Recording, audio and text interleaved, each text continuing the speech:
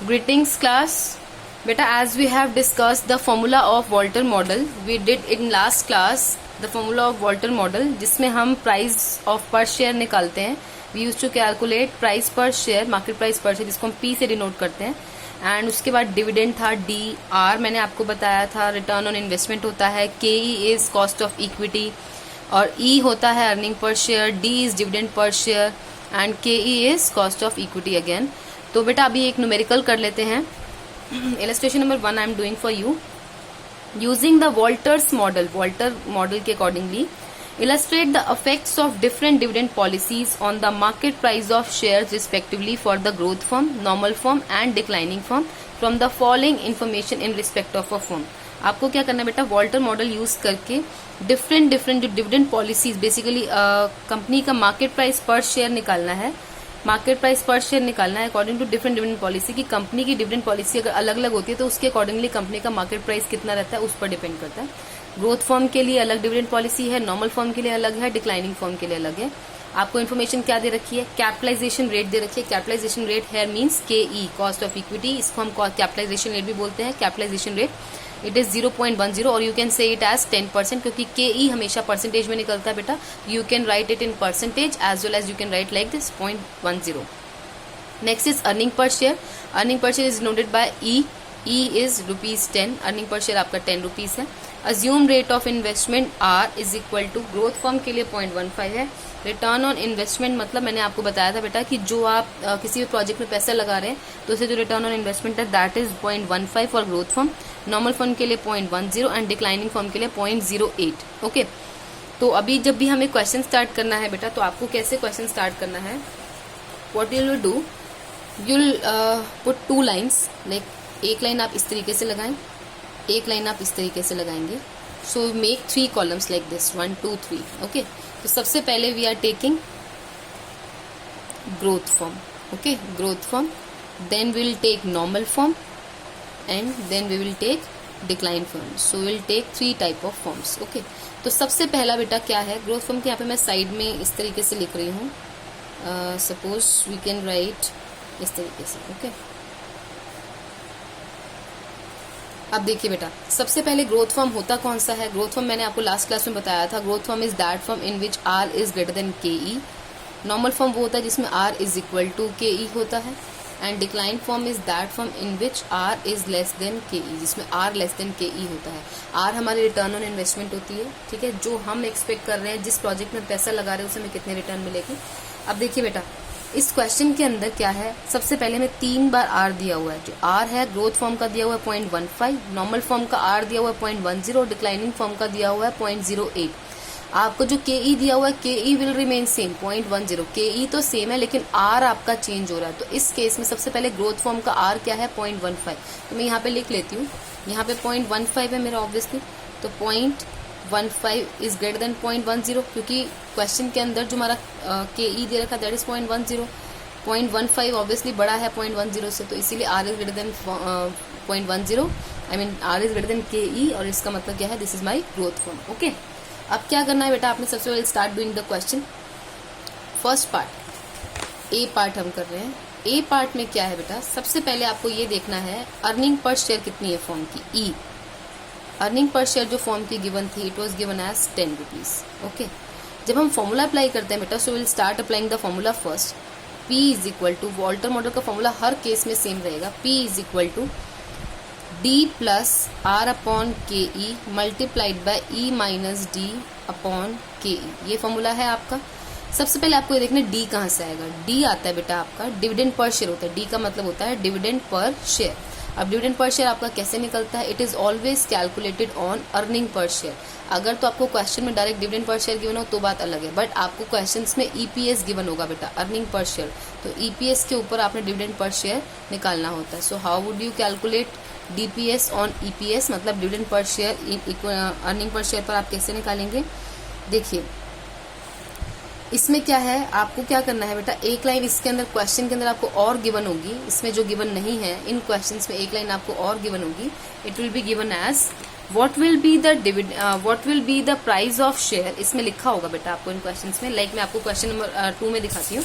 कैसे लाइन लिखी होगी आपकी, बिल्कुल इसी तरीके से लाइन लिखी होगी। पहले वाले क्वेश्चन में इसमें मिसिंग है, इसमें बोला जाएगा आपको इस तरीके से, आपको आर दे दिया जाएगा जैसे इन क्वेश्चन में दिया हुआ आर, लास्ट में लिखा होगा and dividend pay out ratio is 0%, 25%, 50%, 75% and 100%। आपको इस तरीके से दिया जाएगा बेटा, तो आपको ये चीज ध्यान रखनी है कि पिछले क्वेश्चन में वो गिवन नहीं है, इट्स ओके। सो हम क्या करेंगे बेटा, डिविडेंड पर शेयर आपको क्या दे रखा है, डिविडेंड पे आउट रेशियो दे रखा है 0%, 25%, 50%, 75%, 100%। और ये परसेंटेज हमें किसके ऊपर निकालनी है, हमेशा we have to calculate it on EPS, earning per share. तो इस क्वेश्चन के अंदर भी यही सेम, आप ये जूम करके चलिए बेटा, इस क्वेश्चन में भी ये सेम लाइन आपकी लिखी हुई है जो हम लास्ट लाइन वाली पढ़ रहे हैं ना, डिविडेंड पे आउट रेशियो वाली। This line is written as same in question number 1 also, but इसके अंदर वो मिसिंग थी, इसीलिए मैंने आपको बता दिया। तो सबसे पहले बेटा डिविडेंड पर शेयर आपका कितना लें इसके अंदर, डिविडेंड पर शेयर या डिविडेंड पे आउट रेशियो आपका फर्स्ट केस में लेते हैं, ए केस हमने ले लिया, जैसे यहाँ पे ए केस में हम इसको लेते हैं 0%। 0% मतलब अगर मैं डिविडेंड 0 पे करूँ, 0% डिविडेंड पे आउट रेशियो, तो 0% किसके ऊपर निकालना है आपने, अर्निंग पर शेयर पे, और earning per share was given in the question as 10 rupees. तो डिविडेंड पर शेयर हमेशा अर्निंग पर शेयर के ऊपर निकलता है, तो 0% ऑफ 10 इज 0, ठीक है। तो dividend pay out, dividend per share कितना हो गया, 0 हो गया। अब मैं फॉर्मूला में वैल्यूज पुट करना शुरू करती हूँ। डी इसमें क्या हो गया मेरा 0, P is equal to, P निकाल रहे हैं, डिविडेंड इज 0, R क्या था इस क्वेश्चन में 0.15, KE क्या है इस क्वेश्चन में 0.10, E क्या है इस क्वेश्चन में 10 रुपीज, माइनस D क्या था 0 अपॉन KE इज 0.10, ठीक है। मैंने सिर्फ फॉर्मूला के अंदर वैल्यूज पुट किए हैं और इसके अंदर मैं उसको सॉल्व करती हूँ तो इसका आंसर आता है ₹150। बेटा ये रुपीज में आपका आंसर आएगा because price is always calculated in rupees, तो we are calculating share price पर शेयर, मार्केट प्राइस निकाल रहे हैं हम लोग, जिसका भी आपका सोल्यूशन जो निकला है that will be also calculated in rupees, ठीक है। तो A part is like this. Now we are going to come on part B.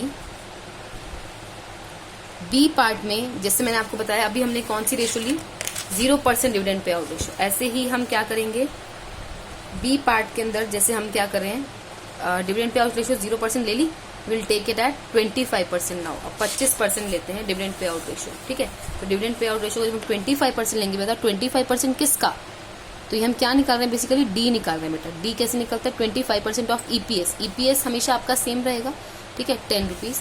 तो 10 रुपीज का 25% इज 2.5 रुपीज, ठीक है। तो dividend per share is 2.5 rupees. Again I am putting the values in the formula.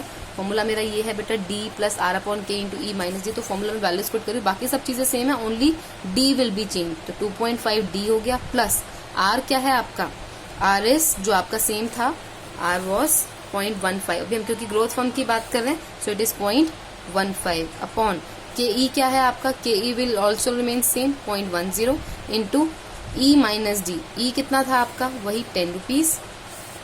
D आपने निकाला 2.5 upon again 0.10 क्योंकि upon K E होता है। जो हम इसको सॉल्व कर रहे हैं बेटा, आपको इसको सॉल्व करना है। आप कोशिश कीजिएगा कि पहले इस वाले पार्ट को सॉल्व करो, उसके बाद उसमें 2.5 ऐड करो, देन इसको 0.10 से डिवाइड करो। तो ये जो आपका आंसर निकलता है ना बेटा, ये आपका हमेशा रुपीज में निकलेगा। So this answer comes out to 137.50 rupees, 137.50 आपका आंसर है। ऐसे ही you will do part C. Part C अब कितना बढ़ा दीजिए डिविडेंड, जैसे डिविडेंड पे आउट रेशियो मैंने आपको कहा 0% पे हो गया, 25% पे हो गया, तो नेक्स्ट डिविडेंड पे आउट रेशियो कितनी आपकी 50%। So I am doing it for 50% also. जब हम डिविडेंड जो है 50% रखते हैं आपका, 50% पे डिविडेंड देखिए बेटा, 50% किसका, ईपीएस के ऊपर निकाल लो वापस से, ठीक है। हर एक क्वेश्चन में सेम है, डी चेंज होता जाएगा, बाकी सब कुछ सेम। कितना हुआ 50%, 5 रुपीज हो गया, ₹5। अब हम इसमें फॉर्मूला में वैल्यूज पुट करते हैं, तो वैल्यू आएगी मेरी डी कितना है 5 रुपीज, प्लस आर क्या है 0.15 चेंज नहीं होगा, 0.10 के ई था, अपॉन ई क्या है आपका 10 माइनस 5 अपॉन 0.10। तो जब मैं इसको सॉल्व करती हूँ बेटा, तो आंसर कम्स आउट टू ₹125, ठीक है। तो इस तरीके से बेटा आप ऐसे ही नेक्स्ट पार्ट्स को भी खुद से सॉल्व करेंगे जब आप 75% डिविडेंड देंगे, and then you will pay 100% dividend, ठीक है। अब हम बात करते हैं बेटा नॉर्मल फॉर्म की। नॉर्मल फॉर्म में अब हमारा क्या चेंज हो जाएगा, ये तो हमने बात की थी हमारी ग्रोथ फॉर्म की, जिसके अंदर हर एक केस में मेरा आर भी और के ई भी सेम रहेगा। के ई तो हर एक केस में, चाहे वो ग्रोथ फॉर्म हो, नॉर्मल फॉर्म हो, डिक्लाइन फॉर्म हो, तीनों केसेस में 0.10 रहेगा, लेकिन ग्रोथ फॉर्म था तो इसलिए मेरा आर वॉज 0.15। तो अब मैं नॉर्मल फॉर्म की बात कर रही हूँ। नॉर्मल फॉर्म में मेरा आर क्या है 0.10, क्वेश्चन के अंदर गिवन था, देखिए R was given as, growth firm का 0.15 था, नॉर्मल फॉर्म का इट वॉज 0.10। तो मैं 0.10 अपना आर ले लेती हूँ यहाँ पे। आर इज इक्वल टू 0.10, के ई इज इक्वल टू 0.10। ठीक है, दोनों चीजें मेरी 0.10। तो मैं सिर्फ फॉर्मूला के अंदर वैल्यूज पुट करूँ, ई मेरा सेम रहेगा 10 रुपीज, फॉर्मूला भी मेरा सेम रहेगा, nothing is going to be change. ऐसे ही जब हम बात करते हैं, सबसे पहले वही सेम केस चलेगा, इसमें भी 0% पे, फिर आपको 25% पे, ठीक है, 25% डिविडेंड पे आउट रेशो हो गया। थर्ड केस में आपका डिविडेंड पे आउट रेशो हो गया 50%। तो आपका क्या है बेटा, ये तीनों केसेस के अंदर आपका डिविडेंड 0%, 25% एंड 50% पे आपको चेक करना है। तो व्हेन वी कम टू 0%, तो 0% डिविडेंड पे आप बात करते हैं, 0% डिविडेंड पे मतलब डिविडेंड पे आउट रेशो 0% किसके ऊपर निकालना है, ये 0/100 परसेंटेज हटा देती हूँ, मल्टीप्लाइड बाय 10, तो इट कम्स आउट टू 0। तो 0% पे मेरे फॉर्मूला में वैल्यूज पुट करूँ, इसी फॉर्मूला में फॉर्मूला सेम रहेगा। 0 प्लस आर क्या था इस क्वेश्चन के अंदर, अब हमारा आर चेंज हो जाएगा, क्योंकि हम नॉर्मल फॉर्म की बात कर रहे हैं। We are not talking about growth form, we are talking about normal form. Normal form में हमारा आर क्या है यहाँ पे 0.10, तो सब चीज 0.10 है। दिस इज 0.10 इंटू ई क्या है 10, डी 0 हो गया अपॉन 0.10। तो इसका बेटा आंसर आता है आपका, जब हम 0% डिविडेंड पे करते हैं तो इसका आंसर आता है 100 रुपीज। सेकेंड आपका है बेटा 25%। तो 25% में कैसे करेंगे हम, बी पार्ट है, 25% किसका, 10 रुपीज का। ऑब्वियसली हर एक जो डिविडेंड पे आउट रेशियो है बेटा, वो हमेशा हमारी अर्निंग पर शेयर के ऊपर निकलती है। तो ये हमारा आएगा 10, ठीक है। तो ये मेरा आया 2.5। So I am putting values in my formula, 2.5 plus 0.10 into 0.10 into 10 minus 2.5। D change हुआ है बस, बाकी सब चीजें नॉर्मल फॉर्म की जो थी वही चलती रहेंगी। तो मेरा आंसर, इसको आप सॉल्व करोगे तो it also come out 100 rupees. ऐसे ही when you solve C part, जिसमें 50% डिविडेंड पे आउट रखोगे, तो सी पार्ट का भी जब मेरा इसको सॉल्व करूंगी मैं बेटा, तो मेरा तब भी आंसर 100 रुपीज आएगा। तो नॉर्मल फॉर्म में आप कुछ भी करो तो आपका आंसर जो है 100 रुपीज आता जाएगा हर एक केस के अंदर, ठीक है।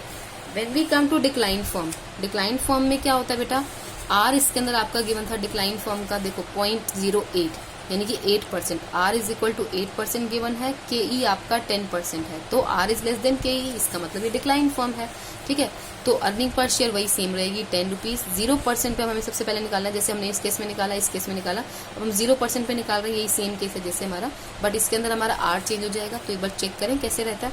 तो सबसे पहले 0% ऑफ वॉट, ईपीएस, क्योंकि डिविडेंड पे आउट रेशियो 0% है, तो 0/100 इंटू 10 कम्स आउट टू 0। तो पहले वाला केस तो यही सेम रहेगा, 0 प्लस पॉइंट, आर क्या है इसके अंदर, R is change now 0.08 upon 0.10 into क्या होता है बेटा, ई माइनस डी, ई क्या था 10 रुपीज, डी इज 0 अपॉन 0.10।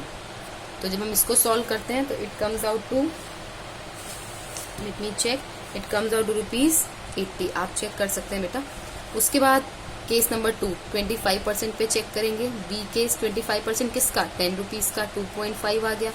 बस फॉर्मूला के अंदर वैल्यू चेंज करनी है आपने।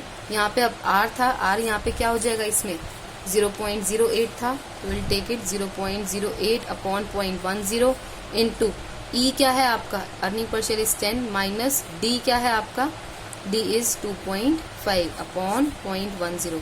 तो जब हम इसको सॉल्व करते हैं बेटा, तो इसमें हमारा आंसर आता है, लेट्स चेक, तो आंसर विल बी 85 रुपीज, ठीक है, 85 रुपीज। तो इस तरीके से आप चेक करेंगे बेटा, हर एक का आंसर आप चेक करेंगे। सी पार्ट में आप सॉल्व करते हैं तो सी पार्ट में 50% डिविडेंड आता है, 50% डिविडेंड ऑफ ₹10। तो इसका आंसर जो रहता है जब आप इसको सॉल्व करेंगे तो आंसर विल बी ₹90, ठीक है। तो बेटा इस तरीके से आपके शेयर के प्राइजेस हर एक केस के निकलते जाएंगे, ओके। तो बेटा अब एक चीज आपको और ध्यान रखनी है, आपने हर एक केस के शेयर प्राइजेस निकाल लिए हैं आपने। At last you have to make a table. Like table कैसे, आपको मैं ऐसे ही बता देती हूँ। टेबल से ऑलरेडी आप टेबल बना चुके हैं, टेबल भी आप ना बनाना चाहें तो भी चलेगा। तो आपको कैसे करना है, देखिए बेटा, जब हमारा ग्रोथ फॉर्म था, ग्रोथ फॉर्म के अंदर क्या था कि हमारा आर ग्रेटर देन के ई था, ग्रोथ फॉर्म था हमारा। ग्रोथ फॉर्म में जैसे जैसे हमने डिविडेंड बढ़ाया, पहले 0% डिविडेंड दे रहे थे, फिर 25% डिविडेंड दे रहे थे, फिर उससे ज़्यादा डिविडेंड दिया 50%। तो जैसे जैसे हम डिविडेंड बढ़ा रहे थे तो 150 रुपीज़ से 137 हो गया प्राइस बढ़ाने पर, और बढ़ाया डिविडेंड तो प्राइस और कम हो गया। तो इसका मतलब क्या है कि ग्रोथ फॉर्म वो फॉर्म होता है जब हम ज़्यादा डिविडेंड बढ़ाते हैं तो उससे क्या होता है, शेयर के प्राइजेस जो है वो कम होते जाते हैं। ऐसा क्यों होता है बेटा? क्योंकि ग्रोथ फॉर्म जो होता है हमारी अभी उस वर्ड्स पे है जिसमें हम ग्रोथ अर्न कर रहे हैं। तो ग्रोथ के लिए बेसिकली फॉर्म जो है अपने पास पैसा रखेगा, वो डिविडेंड की फॉर्म में पैसा पे नहीं करेगा, अपना पैसा अपने पास रखेगा, because they are getting growth while investing their money into the market. तो अपने पास पैसा रखते हैं, इसीलिए वो ग्रोथ फर्म के अंदर डिविडेंड कम पे कीजिए, क्योंकि उस ग्रोथ फर्म के अंदर अभी आपके पास स्कोप है और ग्रोथ करने का। ठीक है, नेक्स्ट इज नॉर्मल फॉर्म में क्या हुआ? नॉर्मल फॉर्म में हर केस के अंदर 100 आंसर आया। सी 100 सी पार्ट में भी आपका 100 आंसर आएगा। तो नॉर्मल फॉर्म में कुछ फर्क नहीं पड़ता, आप अपना पैसा अपने पास रखो या डिविडेंड की फॉर्म में डिस्ट्रीब्यूट करो। ठीक है, तीसरा फॉर्म था हमारा डिक्लाइन फॉर्म। डिक्लाइन फॉर्म में क्या है आपका? डिक्लाइन फॉर्म में आपका आंसर आया, पहले केस में जब 0% डिविडेंड था तो 80 रुपीज़ आंसर आया। फिर आपने और बढ़ाया डिविडेंड, 25% डिविडेंड किया तो 85 रुपीज़ आंसर आया।